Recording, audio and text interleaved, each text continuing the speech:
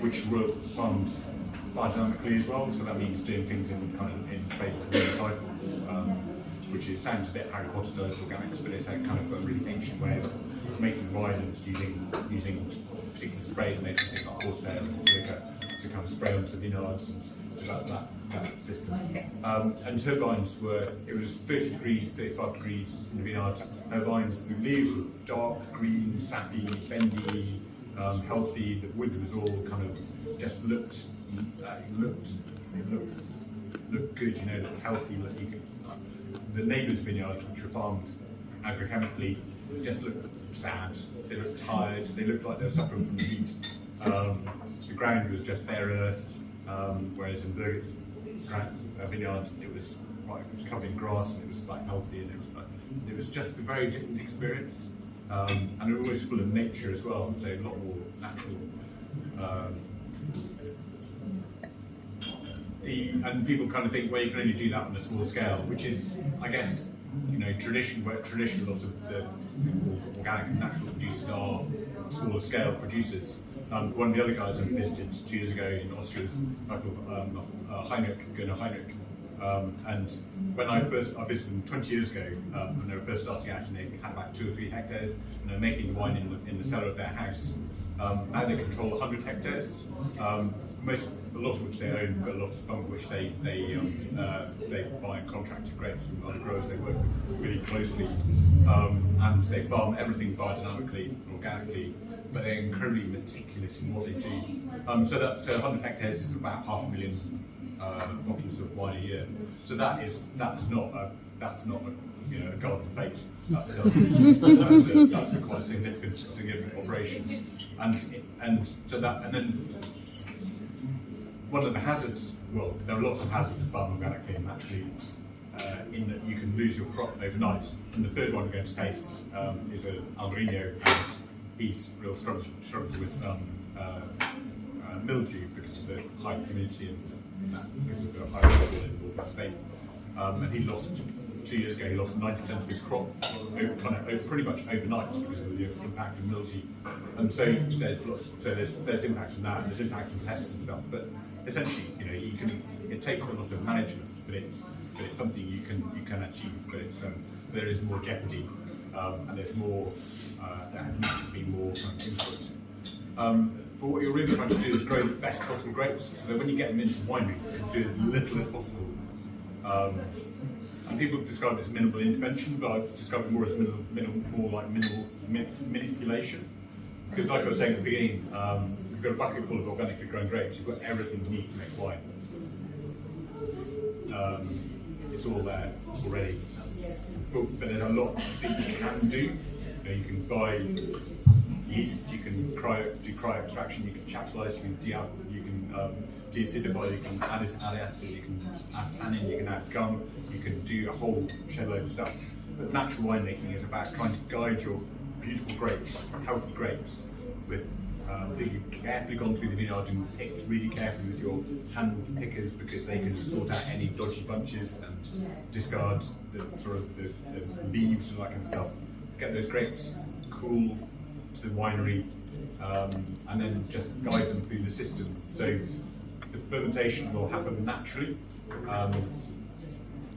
Talking to winemaker at Media Pepe, and they produce a thing called a pied de coupe, which is like your sourdough starter. Each year they bring in a few kilos of white grapes early, put them in a bucket to start fermenting. So it's like sourdough starter. And then the idea is that they'll use that to inoculate the rest of the grapes that come in, which says they almost never need to do that. So as soon as they've done that, the winery kind of wakes up, and the yeast population just springs to life. And as soon as they start bringing the main crop, it sits in the tank. So the pied de coupe takes about 3 days or so to start kind of bubbling and kind of keep kicking off. And as soon as they start bringing the main crop, it starts working. The fermentation starts happening within 12, 18 hours or so. Just naturally, because everything is just so kind of just there, you know, it's fine. And then the idea is that then what you want to do is that you want to guide the grapes from that point to bottling, with doing as little as possible to them. but it's actually about making myriad decisions at just the right moment. So you need to decide when you're going to pick, how you're going to, what you're going to do in terms of squeezing the juice out of the grapes, whether you're going to bother doing that at all, or we're just going to put the grapes in a big tank together and blah blah blah, let it happen. When you're going to rack it into another vessel, what you're going to do when you come to bottle it, whether you're going to fine it or filter it. I'll talk a little bit about that as we come to move on, finding filtration difference, and whether you're going to use any sulfates, which is one of the sort of the things that is commonly used in organic and natural wines, as well as unnatural wines, for want of a better term. And like I said, anyway, so to come back to this thing, so this is a dull version. This wine is made by Louis Perez and his son Willie Perez, and it is from Andalusia. It's made from Palomino grape variety, which is the sherry grape variety, and it is made on sherry vineyards, so Algarito soils, so it's really white chalky soils, hot, really arid, and it's part of a new wave of wine production in that part of the world, really kind of influenced in part by Louis Perez and his kind of friends. So Louis was a professor in philology at California University, but also made wine for Dominic, for one of the big multinational sherry houses. But he left in disgust when they sold out to an international, and then they sold the sherry brand to Jim Beam whiskey. So he left that in disgust and said, "This is nonsense." And Willie, his son, had travelled a lot and worked in Tasmania and worked in various different parts, around the world. But he was really influenced by a book by a guy called James Busby from the mid-19th century, who talked about visiting Andalusia and tasting the wines from that region,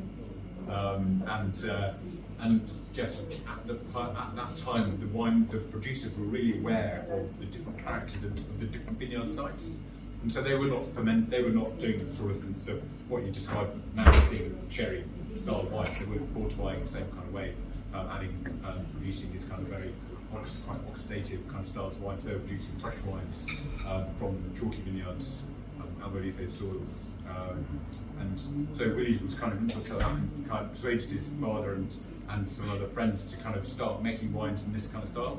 And El Noel is one of these. So it's made as an unfortified wine using Palomino grape variety, and it's got a little bit of that kind of sherry kind of character. There's like just a kind of touch of this sort of aldehyde kind of thing going on, but there's like a burnt kind of apricot thing in the middle of it as well. And I think they're amazing, really interesting wines. And when you consider how hot it is down there, with the sunlight, the intensity of sunlight, to have a wine that has this kind of freshness and balance and acidity and liveliness to it, I think it's quite remarkable. And there's an increasing number of wines that are made in this kind of style, and they're really gastronomic wines. There's a lot going on in them, a lot of texture and complexity, and great with food. You have with some really nice salty anchovies or things like that. Really, good stuff. Really interesting. And harvested salt, and it is made from Algarino grape variety, which is probably in Galicia's most famous grape variety, best well-known grape variety, and kind of like probably the most famous export, I guess, apart from small road bike riders, racers, through Galicia, which is scarily fast on top mountains, and really good seafood. But it's made by a guy called Alberto Moncales, and he was an economist working in Madrid. But he loved sailing, which is unfortunate if you live in Madrid, because Madrid's a long way from the coast. So he bought a house in Galicia, so quite close to the coast, and carried on working as an economist up there, and then part-time built himself a boat. But his house came with a vineyard, and at first he wasn't quite sure what to do with the vineyard, but then he started. There's only 2 hectares or so it's not a massive amount. 2 hectares is about probably about 8,000 bottles, 10,000 bottles, depending. So, and then originally, when you first started, you did what you were told to do: farm organic, farm agrochemically, so using pesticides and herbicides, using yeast in the vineyard, or yeast from. But then he kind of decided that was all a big mistake, and so he converted all his vineyards to organic, biodynamic, and natural. So if you walk through his vineyards now, the ground is absolutely covered in this amazing kind of textural grasses and wildflowers, and full of butterflies and bees, and just full of life. And it's really wonderful. I was there a few months ago, so it was just amazing. And the vines are trained up onto pergolas. So this part of the world is granite, like granite all over the place. And they train the pergolas on granite pillars. If you look at the Andre's Instagram a few months ago, there's some really nice pictures of his vineyard and the granite pillars and of Alberto Mancadas. And I can maybe come around and show them to you on my holiday snaps in a bit. But yeah, and then Albarino, because one of the big tragedies of wine is that grapes and regions get famous, and then everyone tries to produce it cheaper and beat the market, and then it just corrupts everything. So we're going to taste the Rioja in a bit, which is like the anti-Rioja. It's like Remadori, it's just amazing. Because that's another area that got really famous, and then everyone tries to beat the market and produce wines to have that big oaky kind of character, but they do it by chucking chips in rather than using their barrels, oak chips rather than fried chips. Just clarify that. And Albarino is another great variety that has got really popular, well known. So it's got to the stage where it's kind of been quite commercialised, so you can get some really quite dull Albarino. But as a grape variety, it's incredible character. It's actually almost completely died out as being used because it's quite susceptible to mildew, which is quite hard to say. As I was talking earlier about Alberto lost 9% of his crop one year, just pretty much overnight. It just goes through like that. In 24 hours, all the bunches get affected. And once they do, all the grapes just basically fall off the bunch.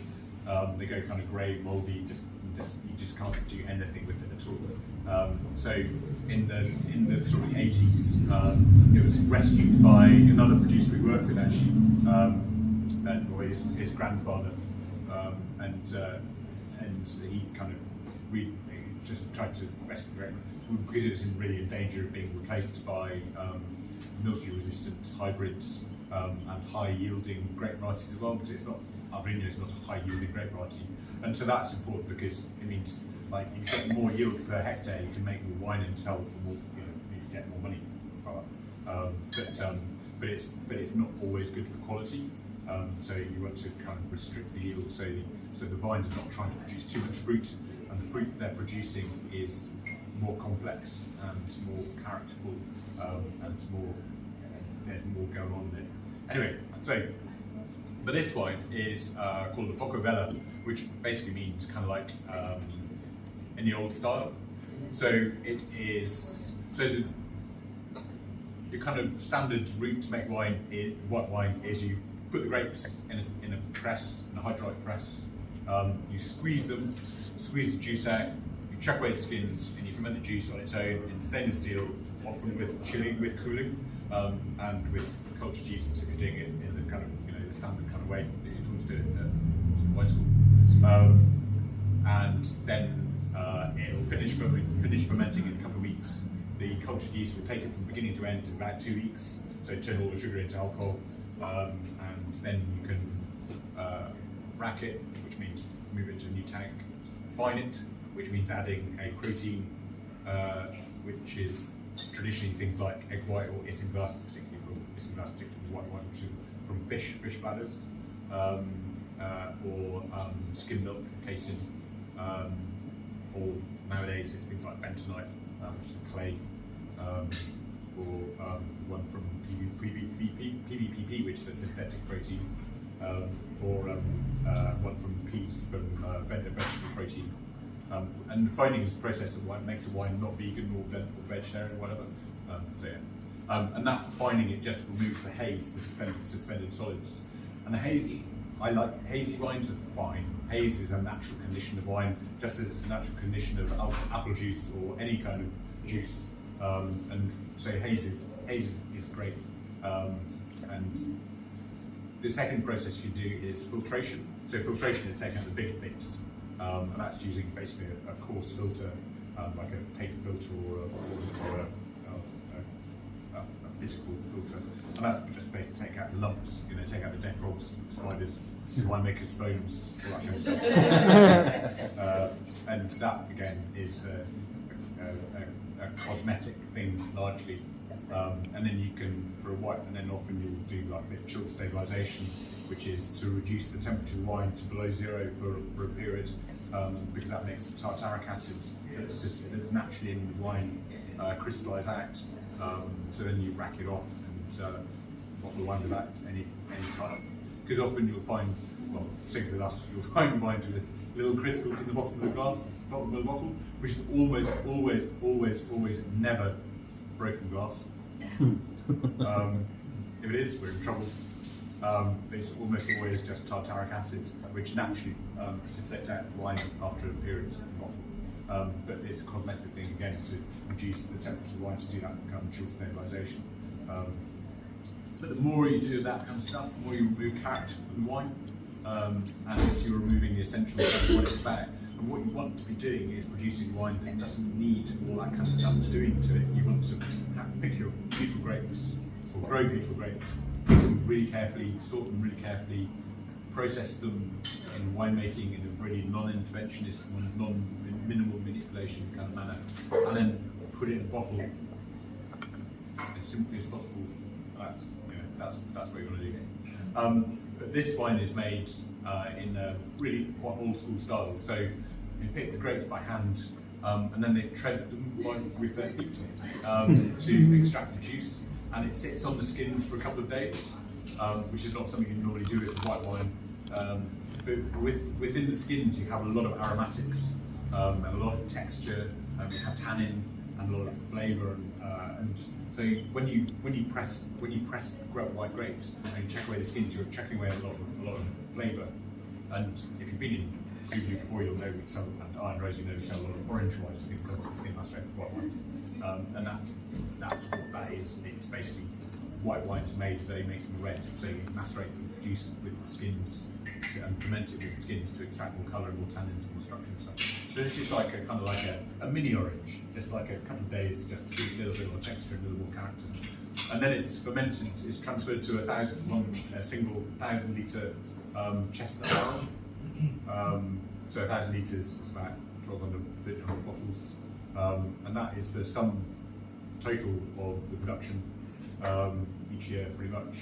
And then it's matured in there for about 11 months, and then bottled with just a minimal amount of sulfates. So sulfates act as an antioxidant and preservative and bactericidal, and sulfate occurs naturally during fermentation. So every wine has a trace amount of sulfate in it, like 2 or 3 milligrams per litre sulfates, even if it has no added sulfates. Because that is produced during fermentation as a natural kind of byproduct of the alcoholic fermentation. But this one just has like about 8 or so milligrams per litre added, and the maximum legal amount is something like 50, 60, depending on the style of the wine, milligrams per litre. So, and then the more, a lot of sulfates gives me horrendous migraines.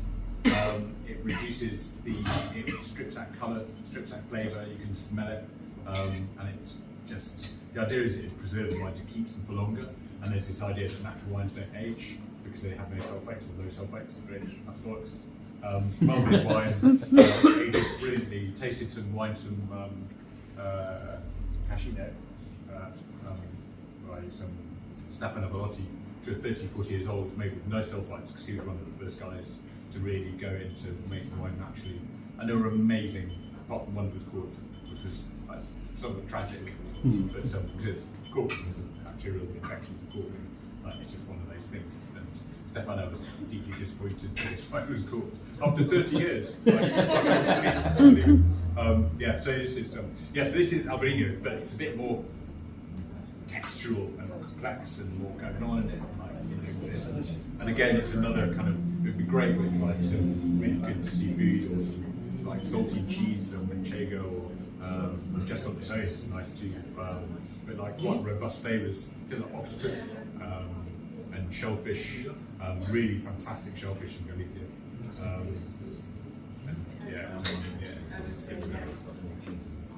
But there are some amazing reds from this area, but predominantly from really local varietals. So this is from Sousson, which is also grown in Portugal, but has a different name when you go south of the border into Portugal. But there's things like there's Mencia is growing up there quite a lot, but particularly in Benfica. And Mencia is a great variety.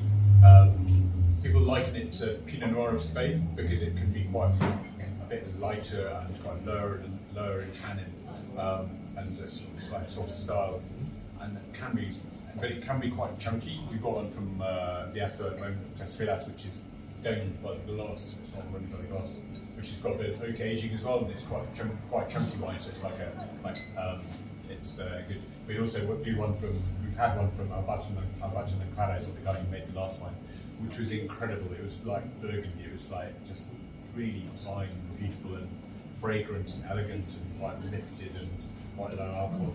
But it sold out until the sadly, I didn't buy any myself. And there's also, and weirdly, there's a grape which is locally called Bastardo, which is the same as a grape from Jura, which is now the hot area of France, as in the trendy area of France, where it's called Prussard, and in Galicia it's mainly a Ribera Sacra, which is kind of inland, really hilly area, really deep valleys, terraced vineyards, and there it produces wine that's quite pale in colour, but again quite punchy in character. People tend to associate depth of colour with flavour, but they're not necessarily combined.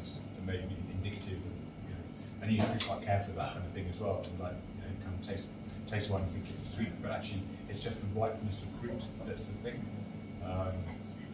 So yeah. Anyway, so this is a grape called Sousson from Côte de Gomereth, and so Côte de Gomereth dates back to Cistercian monasteries, so 1,000 years old in terms of wine production.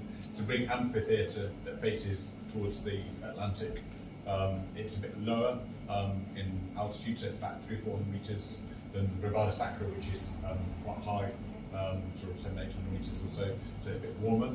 But again, this Atlantic breeze kind of keeps it cool and keeps it fresh. And they're growing grapes here, things like Trescia d'Oro, which is the white varietal, they grow a lot, and little bits of Albariño, but also Sousson and some other great varieties. And it is, it's just, I think it's well, it almost died as an area of production as well. Like a lot of Spanish vineyards, it almost was abandoned completely because it's not easy to grow there. It's quite hard work. It had phylloxera, which was the bug that really decimated European vineyards in the 19th century, and was really not replanted. There was some really weird going on recently. There was some like vineyards, like artisan stuff going on as well, which is a bit strange. Not quite sure. Nobody was quite sure what was going on with that. Some set fire to a vineyard, which is really odd. But essentially, it's now kind of quite becoming better known. Rivaro as a Côte de Gomereth, which is this particular amphitheatre, as a wine production area for Trescia d'Oro, which is a really nice alternative to Albariño. And Côte de Gomereth is like a winery, maybe 40 years old or so, family producer. maybe 10 or so hectares, so it's not a big producer, but producing quite a range of wines. And the Flower and the Bee for Arbecha is their sort of entry level or intro to local varietals. So you do the Torchadora from that, which is the white version, and it's red. And it's made quite straightforwardly, so organic viticulture, natural fermentation using just indigenous yeast, unfined, unfiltered, made in concrete mainly. So concrete's a wonderful thing for making wine in, because it has quite thermal lag. So, you know, like making sourdough, wine doesn't like fluctuations in temperature when it's fermenting. It likes to be nice and cozy, not too hot, because if you get it too hot then it gets really volatile, and the wines are not good. I'm not too cold because then the yeast just give up and they don't like it when it's too cold. They need to be just you know, nice and comfy, nice comfy temperature, just like the Three Bears. In theory, and as long as the yeast, the must is kind of sufficiently rich in nutrients, then the yeast will just carry that fermentation through from beginning to end, and it'll kind of finish naturally. Once all the sugar has fermented out, there'll always be like 1 gram or so of unfermentable sugars left in the wine, 1 gram per litre, which is an unperceptible amount of sugar, but it's just because that yeast just can't ferment that sugar out, because it's not unfermented sugars. But you can't taste it, but it's there. Perception tends to be around for most people tends to be around 6 or 7 grams per litre of sugar in something. And we're talking earlier, a lot of the big brands, you find will have quite a whack of sugar bumped in them. So because that sugar masks dodgy fruit and fills out mid palate, makes them more easy drinking style. So you can pick, you can make a wine using being less picky about what grapes you're using, that kind of stuff. Like a bit of sugar in it, a bit of gum, Arabic gum, which kind of gives it a kind of textural thing, and a little bit of tannin, maybe, or do a bit of extra fining, because fining, as well as reducing haze, actually reduces the tannin levels as well. So it reduces the rawness in wine that's a bit tannic and a bit hard. So you use a little bit of egg white or whatever to do that, just kind of smooth it out a bit. So that's anyway. Yeah, so unfermented sugars. And this wine, you can have it chilled. Really good with seafood, tuna, octopus, things like that, or with lamb, and it is quite zingy, sort of crunchy red fruits. I've told off using the word crunchy too much, but I think it is quite crunchy. It's kind of fresh, vibrant, and it is really nice, kind of, slightly chilled. We've had a bit of a moment today. We're finessing wine service at our bar in the market, Glou. So we've installed a red wine fridge because we're going to keep everything in the back.